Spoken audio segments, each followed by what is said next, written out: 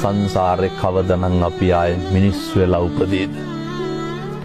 මිනිස්සෙකුට ප්‍රියශීලී විදිහට කතා කරන්න පුළුවන් වෙන්නේ මිනිස්සු වෙලා ඉපදුනොත් විතරයි. අඬ දබර වෙන්න කෑකෝ ගහන්න ඒවට ඕන තරම් ආත්ම තියෙනවා. දැන් බල්ලෙක් තව බල්ලෙක් දැක්කහම මොකද කරන්නේ? අපි වගේ කොහෙද යන්නේ කියලා අහනවද? බුරාගෙන පනිනවා. හපන්ඩොට්ටු වෙනවා.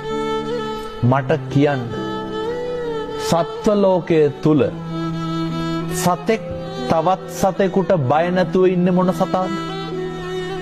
හැම සතෙක්ම ඉන්නේ තවත් සතෙකුට බයෙන්. හැම සතෙක්ම ඉන්නේ තවත් සතෙකුගේ ග්‍රහණයට ලක් වෙයි කියලානේ. පැහැදිලිද මම මේ කියන එක මනුෂ්‍ය ආත්ම භාවයේ තියෙන වටිනාකම? මේක තේරුම් නොගන්න තාක්කල් බනහන එකේ අර්ථයක් නැහැ. කෙනෙකුට දෙන්න පුළුවන් දෙයකට තියෙන්නේ වතුර වීදුරුවක් නම් ඒක බොහොම ගෞරවයෙන් දෙන්න.